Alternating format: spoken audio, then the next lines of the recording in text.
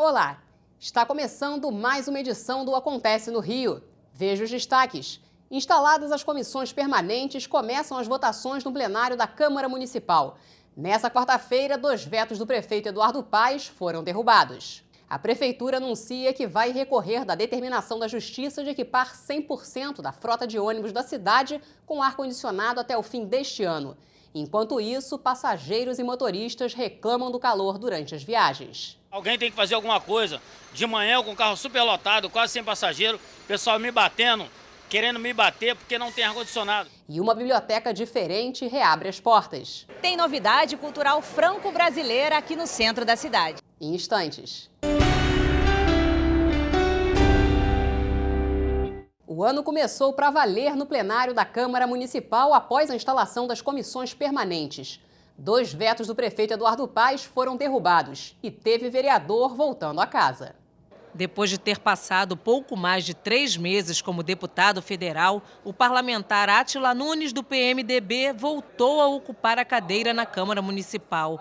Agora ele está à frente da presidência da Comissão Permanente de Abastecimento, Indústria, Comércio e Agricultura. Eu, especificamente nesse ano, fiquei nos direitos humanos e estou também na indústria e comércio. Então, espero que essas 2 comissões possam participar, principalmente, por exemplo, na indústria e comércio, que estamos num ano de muito desemprego no país.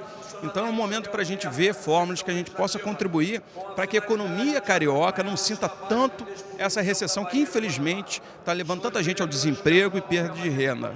Durante a sessão, o parlamentar professor Célio Luparelli subiu à tribuna para lembrar da votação que acontecerá no próximo domingo para eleger os novos conselheiros tutelares da cidade do Rio de Janeiro.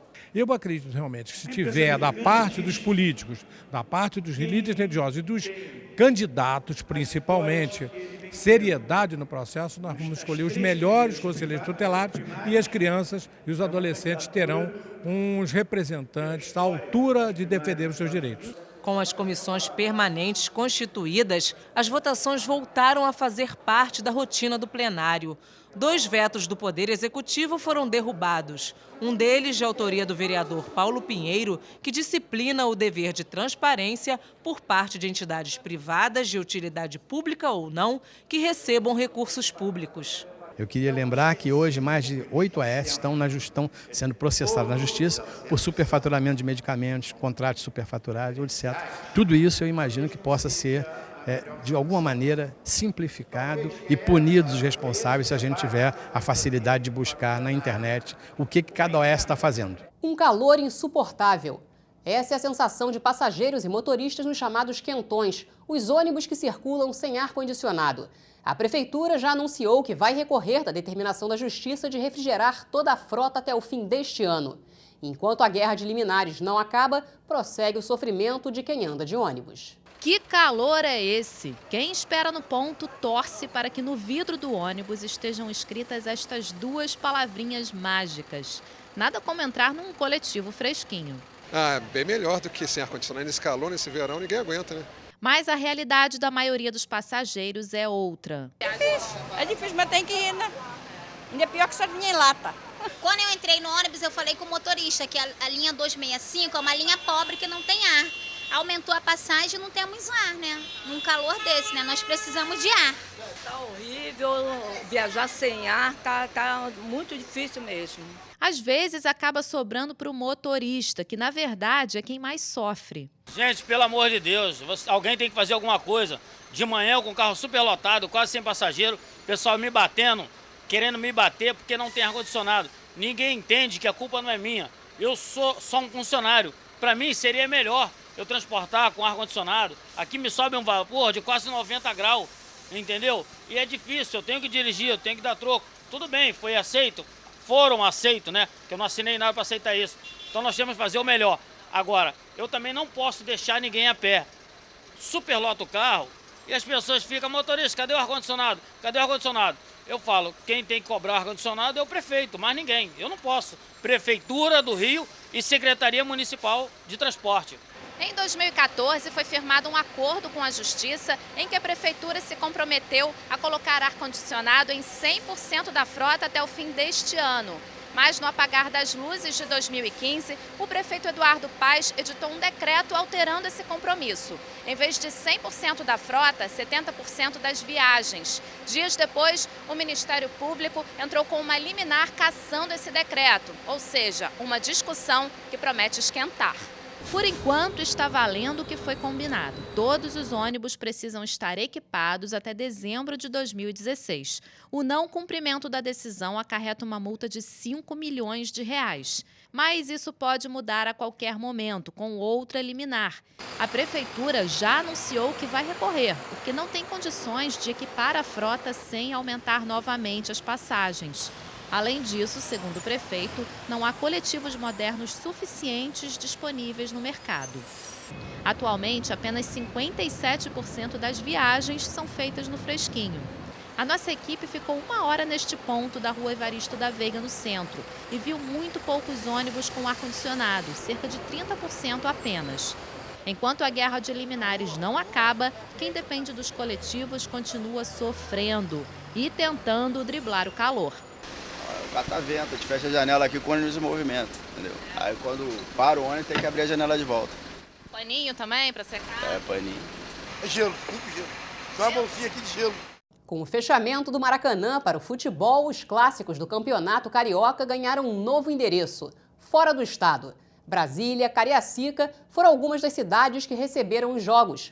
Os torcedores apaixonados pelo Maracanã não se conformam com o fechamento do estádio, que continua sendo palco de espetáculos como o show dos Rolling Stones no último fim de semana.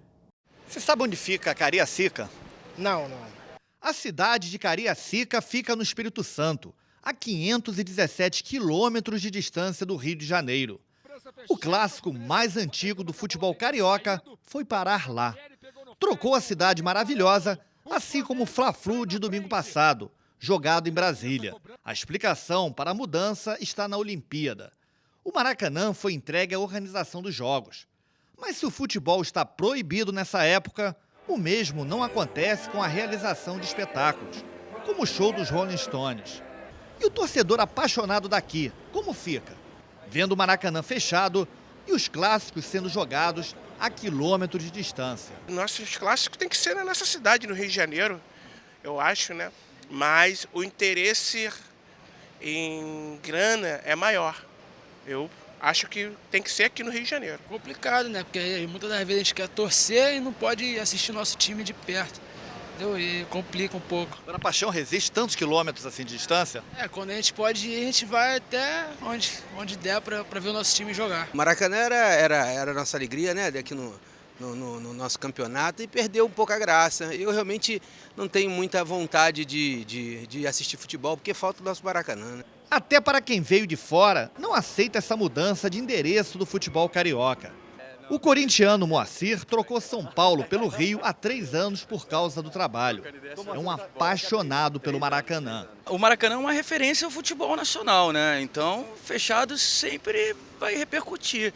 A grande questão é o tempo que está fechado e o tempo que vai ficar pelas disputas dos Jogos Olímpicos, assim, coisas que já poderiam ter sido feitas antes ou programado para que fique menos tempo fechado e não prejudique tanto o futebol da cidade, né? O fechamento do Maracanã incomoda tanto o corintiano? Incomoda o corintiano, porque assim, a gente tem o nosso estádio em São Paulo, mas o Maracanã sempre vai ser o maior do mundo, né? Isso aí é inquestionável. Uma biblioteca que estava fechada há mais de 1 ano reabriu as portas, ampliada e com novidades. Ela funciona no consulado francês no centro. Maison significa casa em francês, e abrir a casa é que o consulado da França fez. A biblioteca, que estava fechada há mais de 1 ano, reabriu, mas diferente, com novos ares. Se tornou um complexo cultural de 780 metros quadrados, com cinema, teatro e restaurante.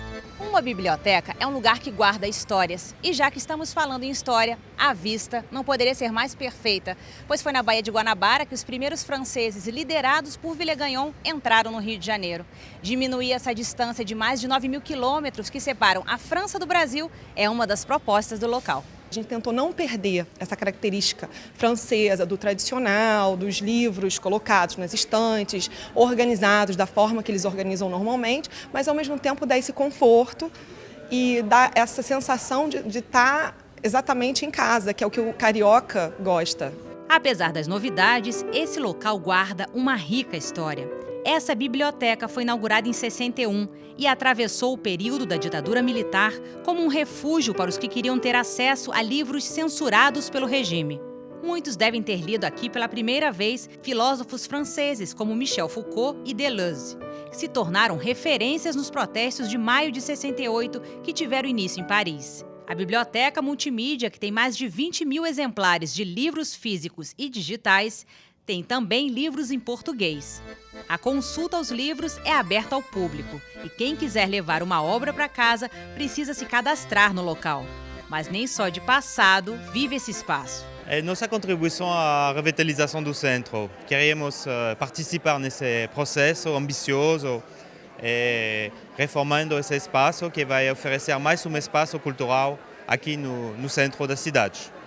Daqui a pouco o VLT vai chegar até as portas do consulado, então as pessoas vão ter essa possibilidade de chegar mais rápido até o consulado.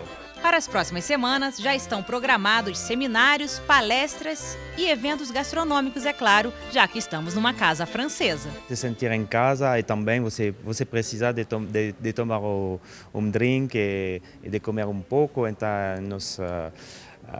nós adicionamos um espaço café que vai abrir daqui a pouco ao público, né, como as viennoiseries francesas, croissant, e de tarde, de noite, um bar a champanhe.